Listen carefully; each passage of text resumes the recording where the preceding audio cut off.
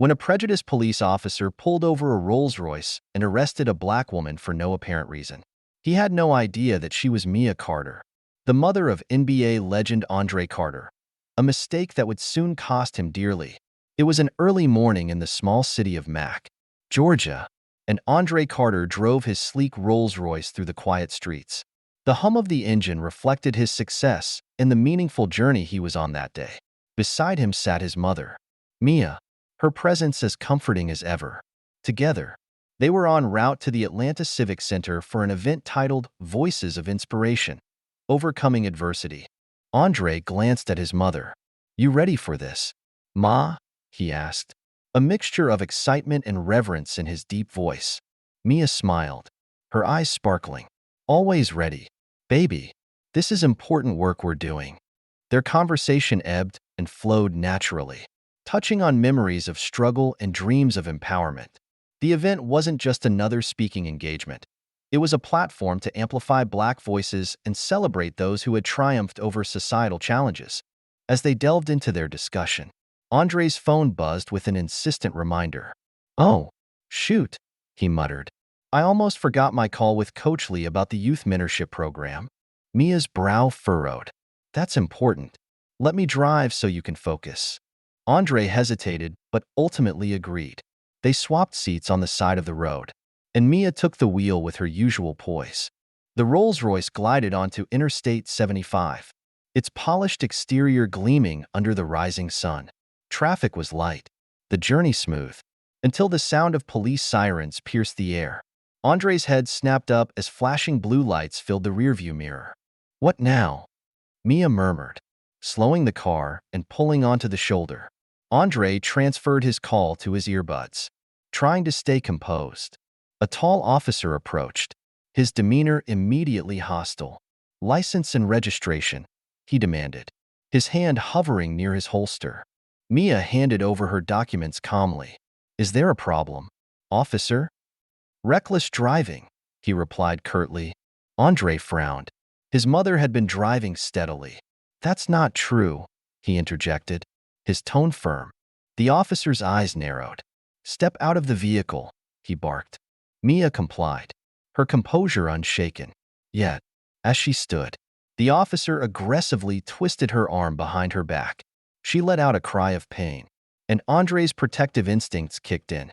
Exiting the car, he towered over the officer. "What are you doing to my mother?" he demanded. The officer's partner stepped forward. "Step back, sir, or you're under arrest too." Andre's fists clenched, but he managed to control his temper. "She's done nothing wrong. Let her go." Instead of diffusing the situation, the officers handcuffed both Andre and Mia, ignoring their protests.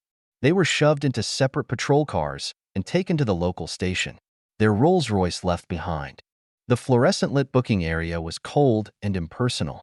Mugshots were taken, and their belongings catalogued. "I'll remain silent until my lawyer arrives," Mia said firmly. Andre, following her lead, called his attorney, Thomas Bradford.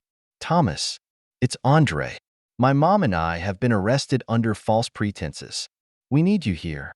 Bradford arrived swiftly, his presence immediately changing the atmosphere. After consulting with Andre and Mia, he stepped out to confront the officers. Meanwhile, Andre formulated a bold plan.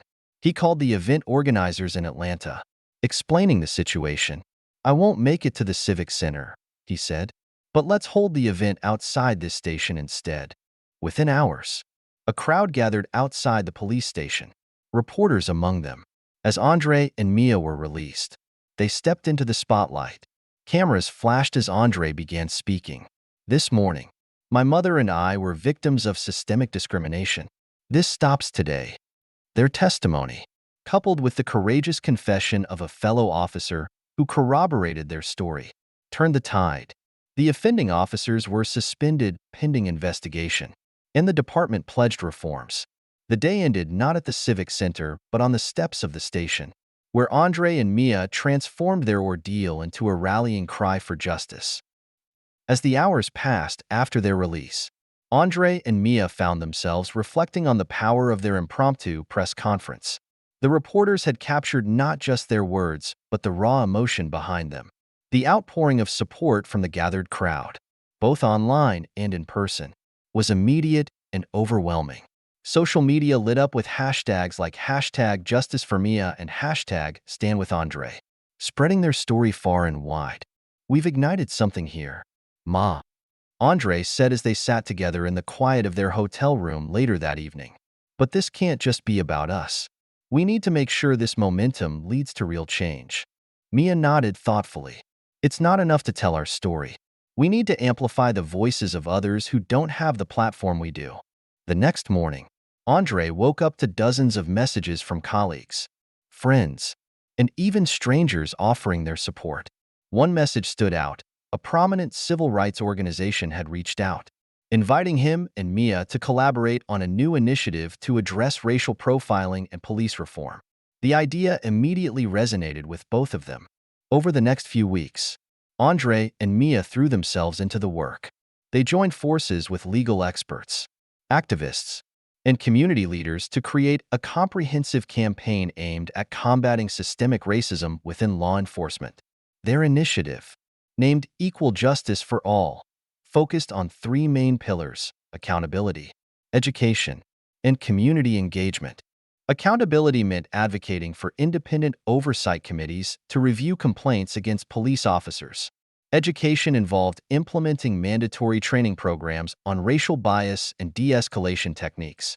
Community engagement emphasized building trust between law enforcement and the communities they served through open dialogues and joint projects. Andre's celebrity status brought attention to the campaign, but it was Mia's heartfelt speeches that truly moved people. She spoke candidly about her experience that fateful morning, her voice trembling but resolute as she recounted the humiliation of being treated as less than human. "No one should ever feel the way I did," she would say, her eyes scanning the audience.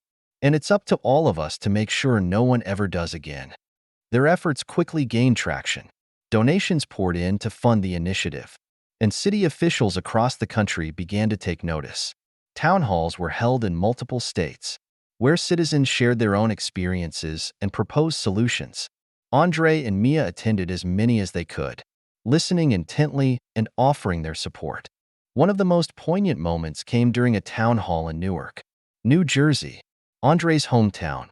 A young boy, no older than 12, stood up and shared how he was often stopped and questioned by police while walking home from school.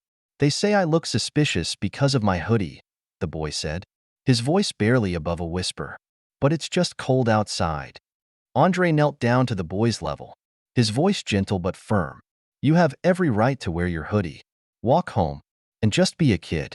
We're going to work to make sure no one takes that right away from you." That interaction, captured on video and shared widely, became a symbol of the campaign's mission. It wasn't just about high-profile cases. It was about the everyday injustices that millions faced but rarely spoke about. Back in Mac, Georgia, the police department underwent significant changes. Chief Robert Hans, the man who had acted swiftly to suspend the offending officers, implemented new policies aimed at transparency and fairness. Body cameras became mandatory for all officers, and an independent review board was established to handle complaints. The disgraced officers, Paul Martin and Donnie Craig, faced criminal charges for their actions. Their trial became a focal point for discussions about accountability in law enforcement. Andre and Mia chose not to attend but followed the proceedings closely. They knew that the outcome would send a powerful message about the consequences of abusing power. As months turned into a year, Andre and Mia reflected on how much had changed since that morning on Interstate 75. The Equal Justice for All initiative had grown into a national movement, with chapters in multiple states and a dedicated team working tirelessly to enact reforms. Andre continued his mentorship work, using his platform to inspire young people to rise above adversity. Mia became a sought-after speaker, her story a testament to resilience and the power of standing up for what's right. One evening, as they sat on the porch of Mia's home, watching the sun dip below the horizon, Andre turned to his mother. "You know, Ma, that day could have broken us, but instead, it made us stronger." Mia smiled, her eyes glistening with emotion. That's because we didn't let them define us. Baby, we defined ourselves. Their journey was far from over, but they faced the future with unwavering determination, knowing that their voices had sparked a change that would echo for generations to come.